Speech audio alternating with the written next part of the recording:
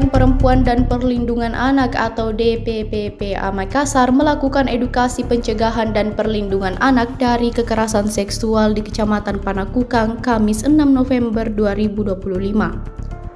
Edukasi ini menyasar 5 elemen masyarakat mulai dari komunitas ojol Makassar, petugas parkir, perlindungan anak terpadu berbasis masyarakat atau PABTM, pemerintah masyarakat Panakukang, dan media. Kepala Bidang Perlindungan Anak DPPPA Makassar, Isnaniah Nurdin menyampaikan edukasi ini digelar di kecamatan, salah satunya Kecamatan Panakukang. Tingginya angka kekerasan seksual terhadap anak serta minimnya pengetahuan masyarakat tentang masalah ini jadi latar belakang edukasi kekerasan seksual. Isnaniah memaparkan, ojol dan juru parkir merupakan 2 dari beberapa kelompok rentan terhadap kekerasan. Karenanya, mereka perlu mendapatkan edukasi atau paparan informasi terkait pencegahan kekerasan seksual. Selain harus menafkahi keluarganya, mereka juga harus diberi penyadaran bahwa bukan hanya tanggung jawab finansial yang harus diemban. Mereka harus punya waktu untuk mendidik anaknya, memperhatikan anaknya, memberikan kasih sayang, pendidikan, dan pengajaran. Termasuk mengawasi anak jangan sampai menjadi korban kekerasan seksual. DPPPA hadir memberi edukasi agar orang tua bisa menciptakan ruang aman bagi anak-anaknya. Setidaknya, gerakan ini dimulai dari lingkungan terdekat anak. Kasus kekerasan terhadap anak dan perempuan di Kota Makassar masih cukup tinggi. Tahun 2024 tercatat 520 kasus periode Januari hingga Desember. Sementara saat ini angka kekerasan menyentuh 580 kasus. Kepala Dinas PPPA Kota Makassar, Ita Istiana Anwar menyampaikan pencegahan harus dimulai dari lingkungan terdekat. Orang tua, guru, dan tokoh masyarakat harus berani berbicara tentang perlindungan anak dengan bahasa yang baik dan sesuai usia anak. Kasus kekerasan seksual tidak boleh ditutupi dengan alasan aib keluarga dan wajib dilaporkan. DPPPA akan mendampingi dan pastikan korban mendapatkan perlindungan dan pemulihan. Di sisi lain, orang tua juga harus membangun budaya aman dan ramah anak. Jadi kegiatan kita hari ini temanya adalah edukasi dan pencegahan kekerasan seksual terhadap anak. Kami menyasar 5 elemen masyarakat di dalamnya.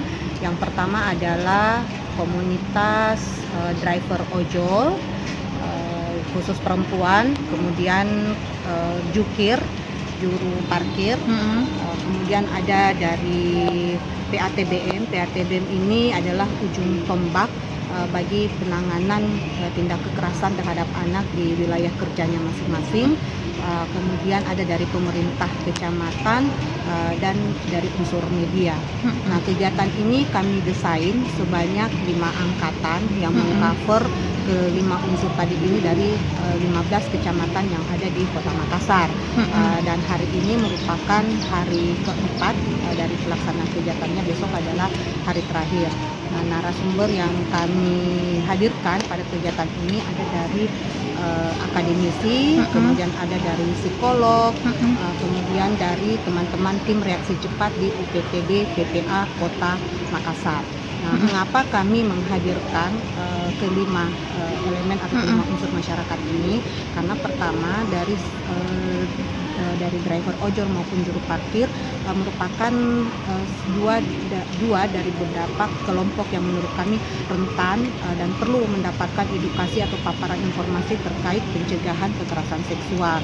Karena mereka notabene adalah ibu rumah tangga, bahkan ada yang berperan sebagai orang tua tunggal. Jadi selain mereka harus menafkahi keluarganya, mereka juga harus diberi penyadaran bahwa bukan hanya tanggung jawab finansial yang harus mereka emban, tapi ada juga tanggung jawab lainnya sebagai orang tua, bagaimana mereka harus punya waktu untuk mendidik anaknya, memperhatikan anaknya, memberikan kasih sayang, pendidikan dan pengajaran, termasuk mengawasi anaknya jangan sampai menjadi korban kekerasan seksual.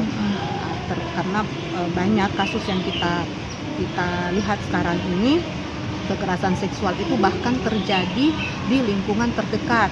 Jadi ada anak orang tua kepada anak, ada saudara kepada saudara, dan kita berusaha memberi edukasi ini agar mereka yang hadir di sini bisa menciptakan ruang aman bagi anak-anak mereka, setidaknya dimulai dari lingkungan terdekat mereka sendiri atau keluarga mereka sendiri. Bu, soal angka kekerasan saat ini memang di Makassar seperti apa? Baik, kalau kita berbicara mengenai angka kekerasan di Kota Makassar, kita membandingkan data dari tahun 2024 dengan tahun 2025. Tahun 2024 itu dari Januari sampai Desember ada 520 kasus, dan lebih dari setengahnya itu adalah angka kekerasan terhadap anak, lebih spesifik lagi angka kekerasan seksual terhadap anak. Nah, di tahun 2025 terjadi peningkatan.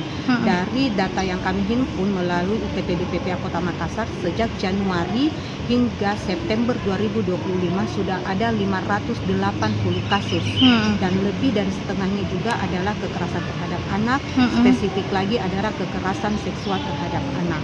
Nah, dengan angka ini kita bisa rata-ratakan dalam satu hari ada 2 kasus yang ditangani oleh teman-teman di UPT DPPA Kota Makassar. Ibu, kalau trafficking itu masuk kekerasan juga? Ya, itu termasuk trafficking, itu termasuk kekerasan terhadap anak. Bahkan itu masuk dalam salah satu kategori anak membutuhkan perlindungan khusus dari 15 kategori yang ada. Trafficking itu bisa masuk dalam eksploitasi seksual, bisa masuk dalam eksploitasi ekonomi. Bagaimana anak-anak kemudian diperdagangkan baik secara seksual, ekonomi, bahkan banyak terjadi juga penjualan organ anak. Download Tribun X sekarang, menghadirkan lokal menjadi Indonesia.